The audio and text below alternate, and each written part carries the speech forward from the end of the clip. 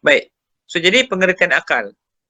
Jadi nak memikirkan tentang, nak menentukan hukum tu tadi, sebab akal ni kerja dia menetapkan atau menafikan. Akal ni. Kalau kita pandai mengaji, seronok. Macam mana kita nak menetapkan atau menafikan. Jadi dia ni, akal ni, yang kita katakan akal kita tu, adalah suatu sifat. Dia sifat ni, dia kena ada tempat dia nak duduk. Dia tak boleh duduk sendiri dia. Dia kena pergi kepada otak kita kalau contohnya. Duduk kat kita tu. Kita otak tu untuk nak memikir. Dia kena duduk ke tempat. Duduk di tempat tu maka dia melekat kat situ, maka dia bantu manusia tu. Macam mana? Macam mana nak memikir? Tu akal tu sifat tu. Kita sifat. Macam sifat bunga. Bunga raya. Sifat dia apa? Tu. Ini masalah sifat dengan bersifat. Tu itu. Jadi sifat akal ni pula dia nak membezakan manusia daripada haiwan. Okay. Jadi manusia ni kita sebut adalah haiwan yang berkata-kata. Cuba kita perhati baik-baik antara manusia dengan haiwan ni apa beza? Kan? Tak banyak beza kan? Yang beza itu adalah akal.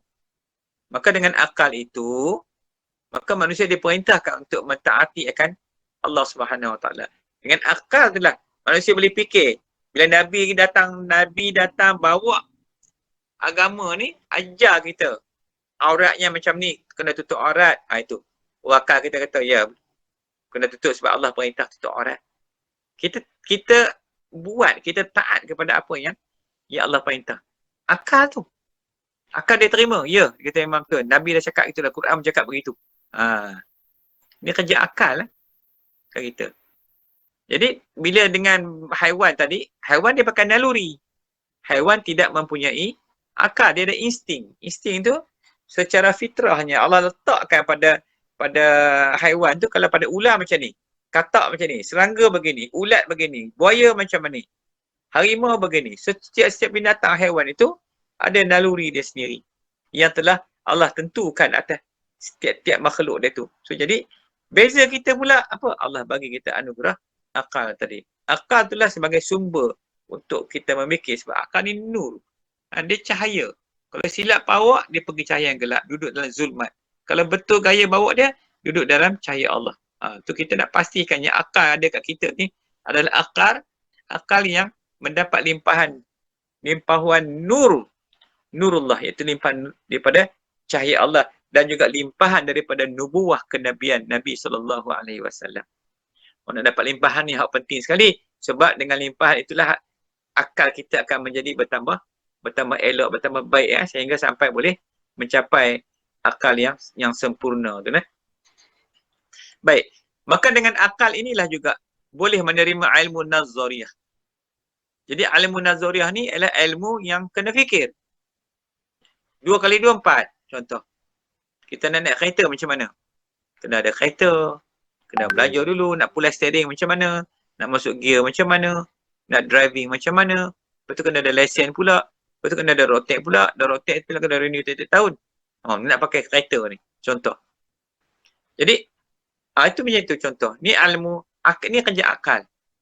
Dan akal ni pula boleh menakbirkan segala-gala pekerjaan dengan fikiran yang sehalus-halus dan yang sulit-sulit. Contohnya, macam mana kita tengok manusia buat kapal naik ke ISS tu, kapal angkasa.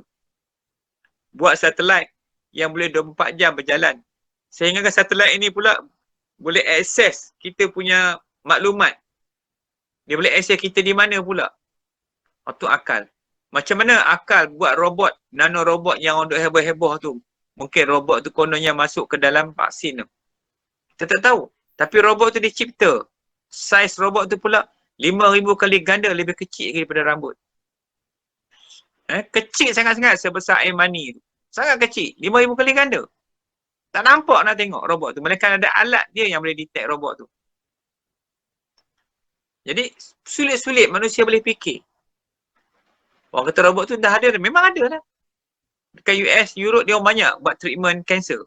Dia masukkan robot dalam vaksin tu, terus ke dalam badan tu. Duduk dalam badan. Dan dia mengarahkan robot tu melalui komputer untuk nak bunuh. Kalau sekiranya ada sel-sel kanser dalam badan tubuh, maka robot ni akan pergi bunuh. Tu, melalui robot, dia guna robot. Dan campaknya robot. Kononnya robot ni robot baik. Bila dia boleh buat robot baik, dia juga boleh buat robot yang jahat. Macam mana nak musnahkan manusia? Jadi, kita tak tahulah itu cerita orang. Entah ya atau tidak. Wallahualam. Tapi kita bimbanglah kalau sekiranya ada seorang robot dalam badan kita, pokok vaksin tu naya kita. Kita dikawal dah. Memang kita jadi robot dah lepas ni. Baik. Ini cerita akal tadi. Sampai dia fikir benda yang sulit-sulit. Itu kerja akal. Dan daripadanya tempat terbit dan terpancarnya berbagai manfaat dan kebahagiaan bagi manusia. Kita tengok kan, dengan sebab akal manusia ni fikir, dulu kita pakai handphone macam mana? Tahun awal 80-an, 90-an, handphonenya atur tu, yang punya lah besarnya. Lepas tu datang handphone Nokia tu pula, acak ayam tu. Dot, bawa berjalan. Boleh berhubung dah. Dulu nak pakai, kalau tidak kena duduk kat rumah. Orang nak call lah kena hambat telefon di rumah tu, pakai kabel telekom tu. Lepas tu pula dah berubah.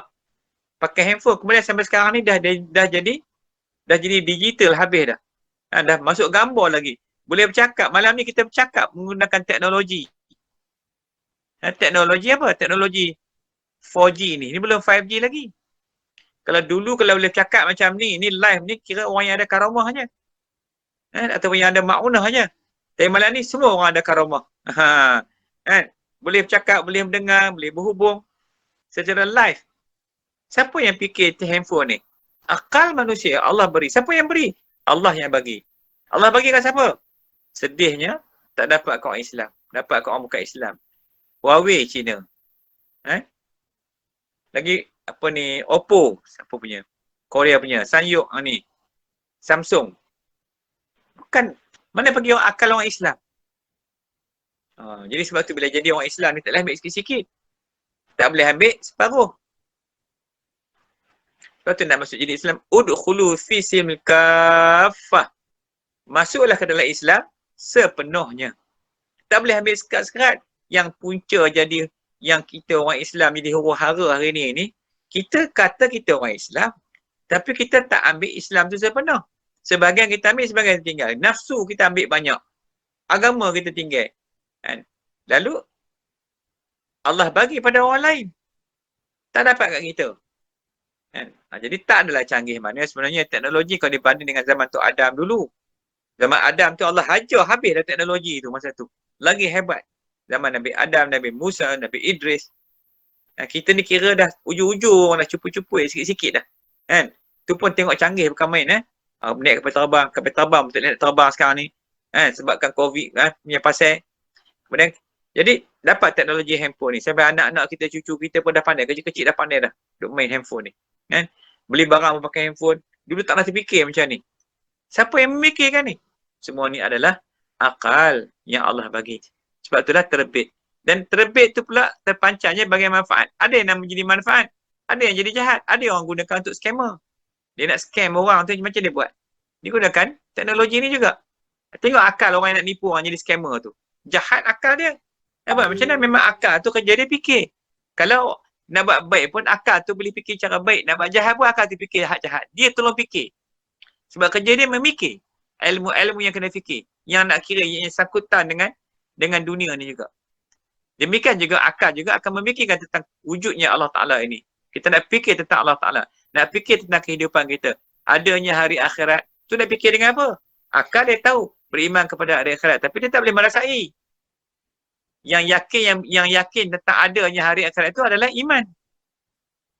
Bukan akal lagi dah. Sebab akal kita ada had dia. Balik dinding rumah kita boleh akal tak boleh pergi dah. Tapi roh kita boleh pergi. Akal kita ada limit dia. Kita boleh pergi lebih jauh dari situ. So dia kena fikir nak buat macam mana. Maka daripada apa yang difikirkan itu, maka kita pun rancang lah. Apalah kita nak buat, nak pergi berjalan sana sini kan, nak buat kerja ke, nak berniaga ke, nak apa ke. Semua daripada akal. Tetapi, kiranya akal itu bersendirian.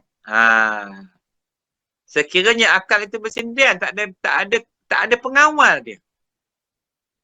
Pengawal bagi hati itu iman. Sama juga dengan akal. Dia perlukan pengawal. Kalau dia bersendirian, maka tidak akan mendapat akal sejahtera. Tengok macam dia orang kafir.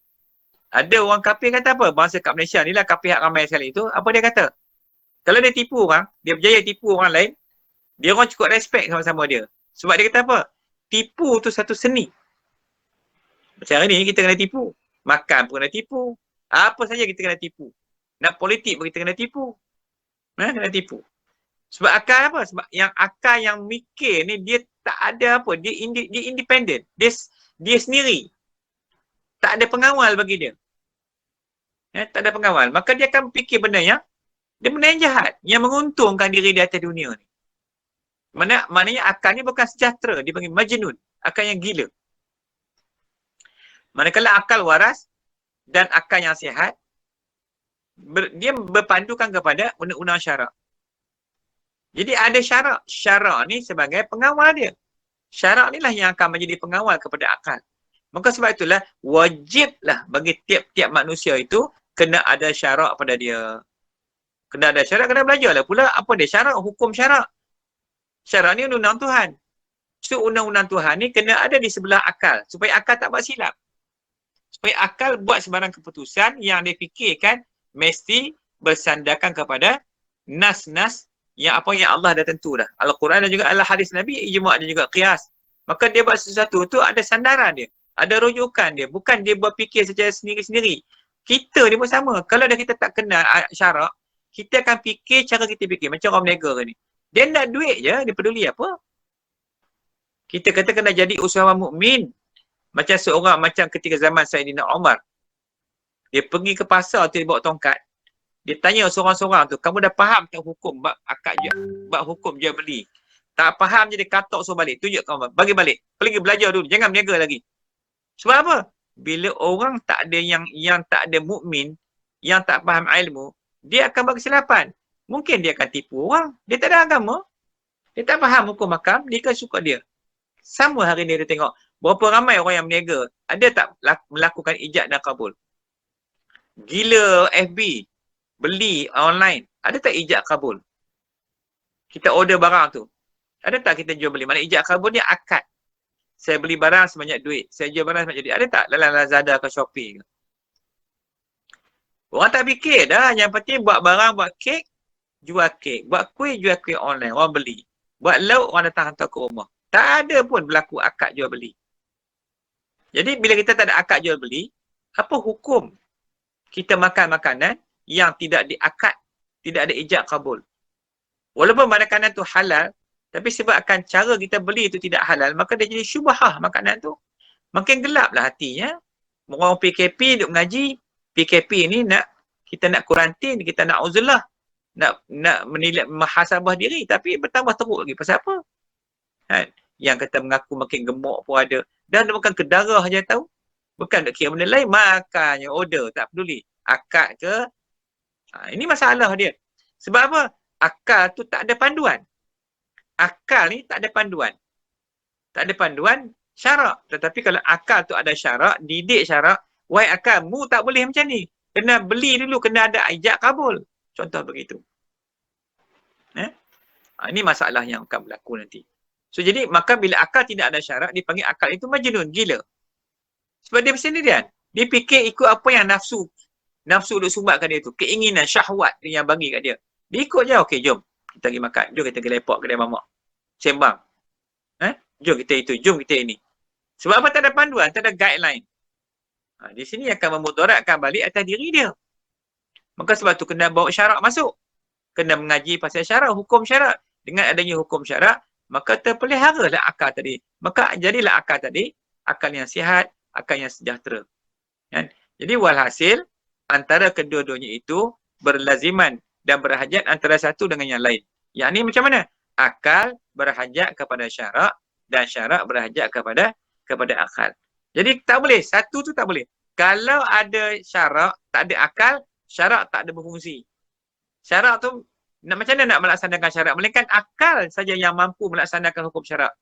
Nak fikir tentang maqasid syariah. Akal je yang boleh fikir. Macam mana nak susun balik? Macam mana kata penjagaan, nak jaga agama, nak jaga nyawa, nak jaga zuriat, nak jaga reta. Macam mana? Hanya akal saja yang boleh. Maka akal ni kita kena fit dia, kita kena bagi makan dia dengan apa? Dengan syarak. Maka kita kena didik diri kita ni dengan undang-undang Allah, dengan hukum hakam Tuhan. Maka dekat situlah pentingnya datangnya tentang hukum syarak tu. Jadi faham tak? Jadi bila dengar adanya syarak, maka seseorang itu akan terpelihara dan terselamat daripada melakukan perkara-perkara yang menyebabkan dia tu jadi gila. Jadi majnun. Bahaya lah benda ni. Sebab tu kata saya tadi, sampai kiamat pun tiga apa ni hukum ni, hukum akal, hukum syarak, hukum syarak, hukum akal, hukum adat tidak akan hilang. Dia akan kekal sepanjang zaman. Kita mati esok pun orang yang baru kena belajar juga hukum-hukum makan ni. Sebab dia masa hidup atas dunia ni, dia kena ada panduan dia. Dia kena menetapkan, kena menegakkan syiar Allah tu, syiar Islam tu. Nak negakkan syiar kena ada hukum, kena tahu hukum hakam. Tidak nak tegak syiar tak boleh. Baik, okey. Yang faham dekat tu.